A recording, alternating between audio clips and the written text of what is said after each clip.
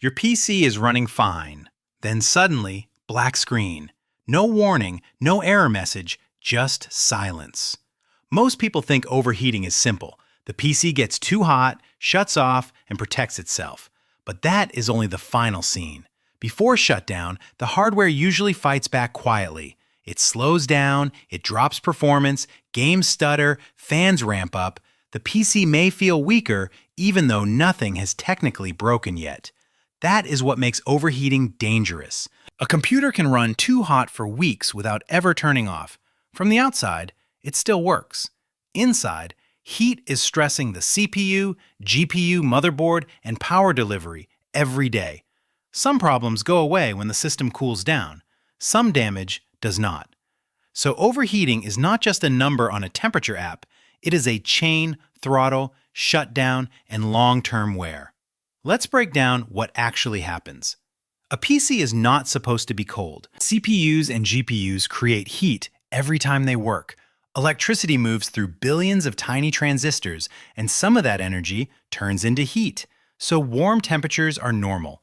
A desktop CPU may idle around 30 to 50 degrees Celsius, then climb much higher under heavy load.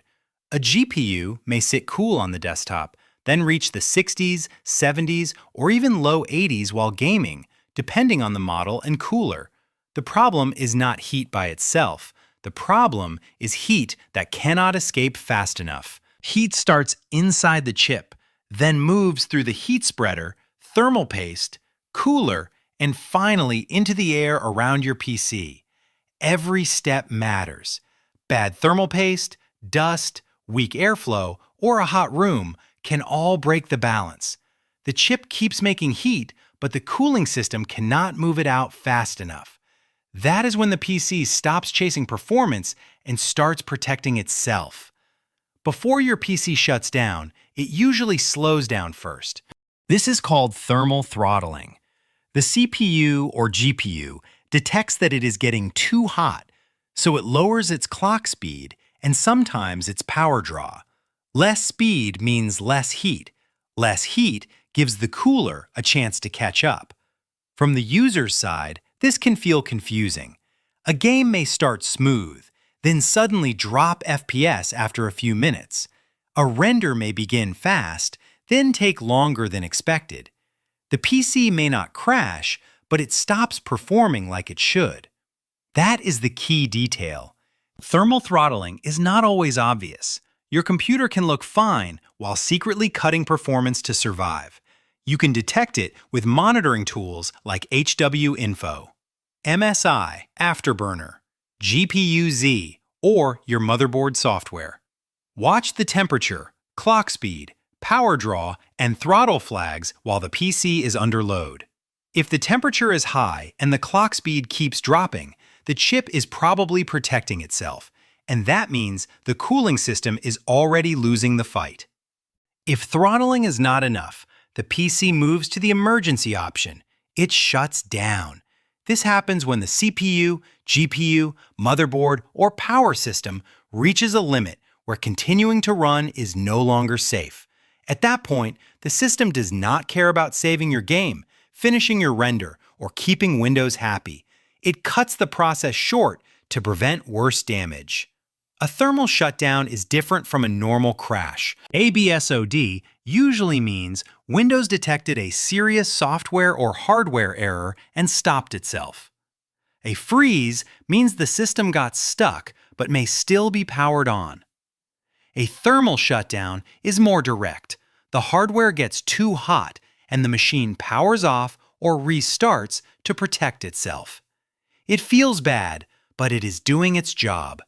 Without that protection, the chip could keep heating until failure happens much faster. So a sudden shutdown is not the real problem. It is the alarm bell. The real problem started earlier, when the cooling system could no longer control the heat. Even if the PC never shuts down, heat can still cause damage over time.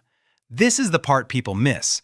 When a chip runs hot every day, the tiny pathways inside it slowly wear down. One process is called electromigration, where electrical current and heat gradually push atoms out of place inside the chip. It does not happen all at once. At first, the system may seem normal. Then, maybe it needs more voltage to stay stable. Maybe overclocks stop working. Maybe crashes appear only under heavy load. Heat can also age the parts around the chip. Motherboard VRMs work harder when the CPU pulls power. Capacitors can wear faster when they sit near constant heat. GPU memory and power components can also suffer if airflow is poor. The scary part is that this damage is mostly invisible. You do not see a crack. You do not hear a warning sound. The PC just becomes less stable over months, and by the time it is obvious, cooling it down may not fully reverse the damage. That is why daily throttling matters. A shutdown is dramatic, but repeated high heat is the quiet problem. It slowly turns a healthy system into an unreliable one. So, when your PC overheats, it does not jump straight to death. First, it throttles. The CPU or GPU slows down to reduce heat. If that fails, it may shut down. That is the emergency brake. And if high heat keeps happening over and over, long-term degradation begins. The hardware may still work, but it is aging faster than it should. The big takeaway is simple. You do not need a shutdown to have a cooling problem. If your PC throttles every day, the system is already telling you something is wrong. So check your temperatures right now. Open a monitoring tool, run something demanding, and watch what happens after a few minutes. Then, comment your CPU and GPU temperatures, because those numbers can tell you a lot about what your PC is really going through. If this breakdown was useful, give it a like, subscribe for more deep dive tech content, and turn on notifications so you don't miss the next video.